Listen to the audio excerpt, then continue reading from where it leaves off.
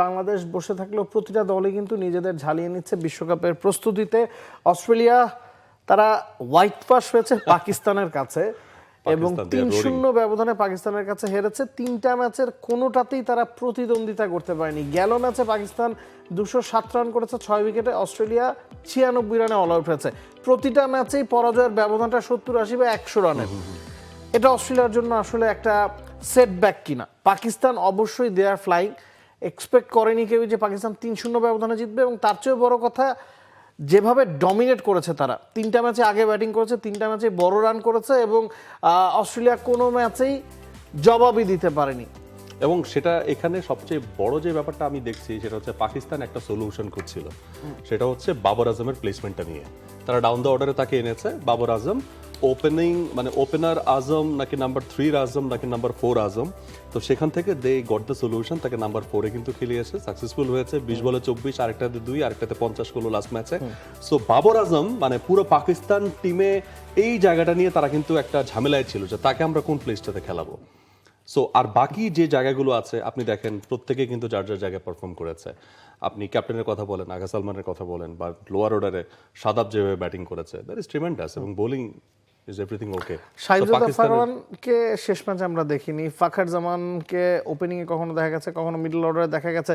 আপনার কাছে কি মনে হয় যে পাকিস্তান তার একাদশটা খুঁজে পেয়েছে যেখানে সাইম আবের সাথে হয়তো ফাখার জামান ওপেন করবেন, 3 নম্বরে সালমান আলী আগা, 4 নম্বরে বাবর আজম, নাকি মনে করছেন সালমান আলী আগা 5-এ খেলে বাবরকে 3-এ খেলালে উপকৃত হবে বেশি?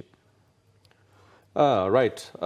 সো ওই জায়গা থেকে আপনি বাবর আজমের কথা বলছেন, বাবর আজম এবং তাদের যে ব্যাটিং অর্ডারের কথা, যেটা আমরা এর আগেও খেয়াল করলাম যে তারা যেই অর্ডারটাকে আসলে এক্সপেরিমেন্ট করতে চেয়েছে, সেখানে নাম্বার 4 বাবর আমার কাছে মনে হয় যে দিস ইজ ওকে এই জায়গাটাতে। কারণ বাবরের ইন্টারভিউটা তো আসলে নেওয়া হয়েছে যে আপনাকে যে নাম্বার 4-এ খেলানো হলে আপনি কতটুকু কমফোর্ট, তো তিনি কিন্তু ওই জায়গাটা অ্যাকনলেজ করেছেন যে আমার নিজের কমফোর্টের চেয়ে বা আমার নাম্বারের চেয়ে বড় কথা হচ্ছে দলের পারপাসটা যদি সার্ভ হয়, that is okay. So very good sportsmanship spirit from Babar Azam, এবং বাকি অর্ডার আই থিঙ্ক মানে সোফার ওকে।